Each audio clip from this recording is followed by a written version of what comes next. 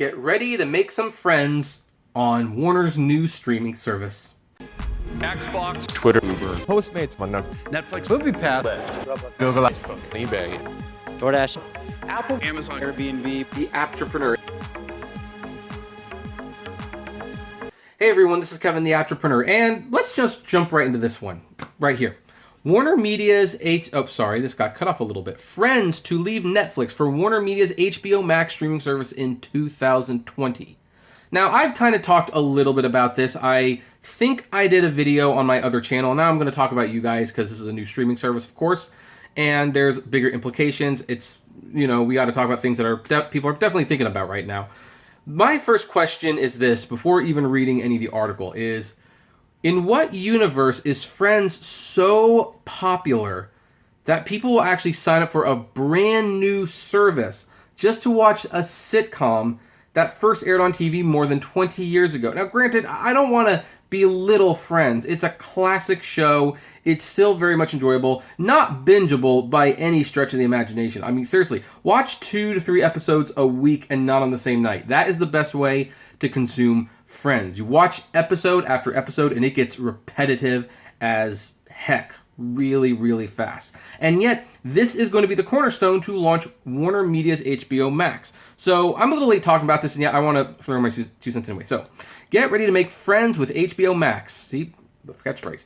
That's the name of Warner Media's new direct-to-consumer streaming service set to launch in the spring of 2020 with some 10,000 hours of content, including all episodes of 90s hits Friends. It kind of speaks volumes that there is going to be 10,000 hours of content, and Friends is the only thing mentioned here. Not Game of Thrones, not Scooby-Doo, not classic Looney Tune cartoons, or maybe that's a little later, but, all that stuff, not mentioned. Under a new deal with Warner Brothers, however, Warner Media still hasn't announced pricing for the service, which will compete with Netflix, Hulu, and Disney Plus, among others. Under a new deal with Warner Brothers Television, HBO Max will have exclusive streaming rights to launch all 236 episodes of Friends, which will roll off Netflix in 2020. Quote, "We're sorry to see Friends go to Warner streaming service at the beginning of 2020 in the US," Netflix tweeted after Warner Media's announcement. "Thanks for the memories, gang." Yeah, they're also sorry to see them go because it's like, there goes a lot of subscribers with them.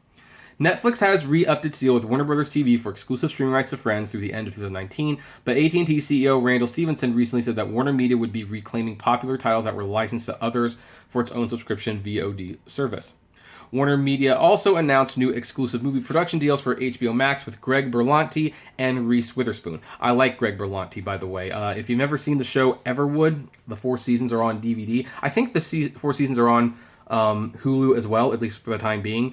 That is definitely one of my favorite shows. It's, it's not like a Game of Thrones or Breaking Bad. It's not like it's got massive major twists and corruption and scandal. It is actually a very intelligent family drama about a doctor who loses his wife, an upscale doctor in New York who loses his wife and moves his kids to a small town of Everwood and does a care practice for free. And I know it doesn't sound very interesting, however, trust me, it is one of the most well-written, well-thought-out, and it's a very emotional show. Hard to believe it was a WB show for the longest time. 4 seasons, has a definitive ending, 4 of the best seasons, in my opinion. Anyway, hunt that down. The DVDs will cost you less than $50, and you might be able to stream it on Hulu. That's my recommendation anyway. So anyway, Berlanti, the prolific producer behind such shows as Arrow, The Flash, Riverdale, and Blind Spot. I like 3 of those 4 shows. I haven't seen Blind Spot.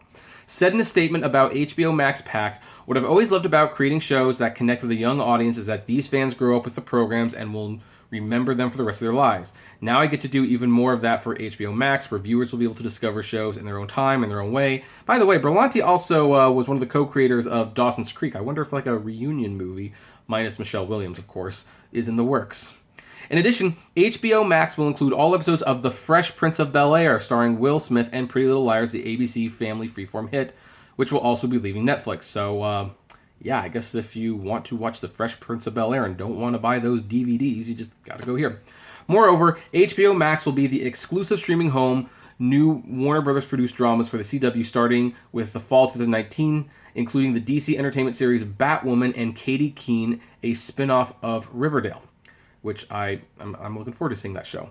CW shows going forward will be available on HBO Max beginning 30 days prior to the TV premiere, and the next seasons of those shows. CW shows currently licensed to Netflix, which include Riverdale, The Flash, and Arrow, will remain on Netflix for the next few years. So, okay, I guess I get to see season 4 of Riverdale on Netflix. Reason to keep the account. Overall, HBO Max will combine content from HBO with its slate of original and programming from Warner Brothers, New Line Cinema, DC Entertainment, CNN, TNT, TBS, True TV, The CW, Turner Classic Movies, Cartoon Network, Adult Swim, Crunchyroll, Rooster Teeth, and Looney Tunes. So my question in all of this is this the end of like Crunchyroll and the Cartoon Network app? Like, what are Warner Media going to like just keep all these separate? Because I'm subscribed to Crunchyroll and I'm subscribed to the DC Universe. Is all that going to just be on HBO Max, and is like Crunchyroll and the DC Universe going to be their own little tab? I mean, it would make sense. It really would cut out some of the overhead. Although I would definitely hate it if Crunchyroll was not its own thing anymore.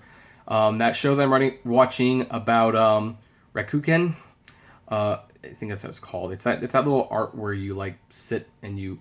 It's I'll put a link to the top below. It's a wonderful show. I kind of wonder if shows like that would have a show on HBO Max. Anyway.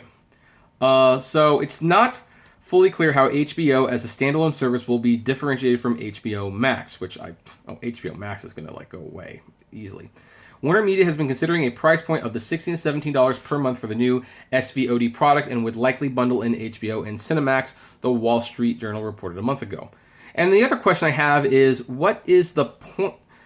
I'm not going to say what's the point. I understand why everyone's doing this. I actually saw stuff like this happening years ago when Netflix first started streaming. I said, eventually, these companies are going to look and they're like, why do we have a middleman in this? Let's just do it ourselves.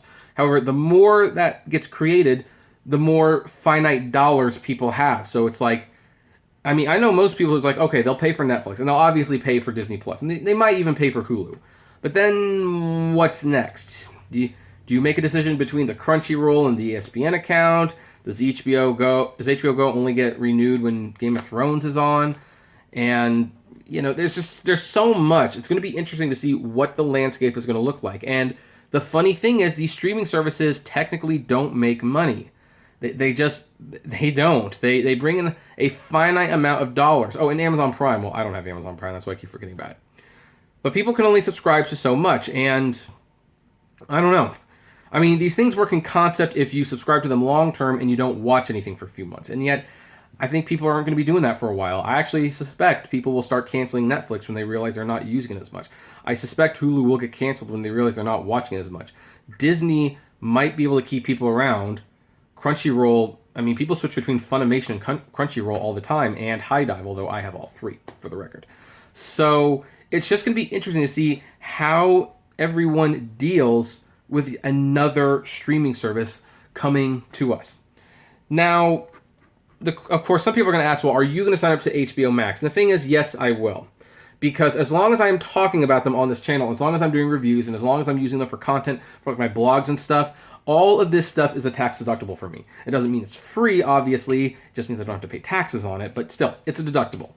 A lot of people are not in my situation. They're not going to be able to afford all this stuff. And so the question remains, is Friends so popular that people would seriously subscribe to a brand new service just for it?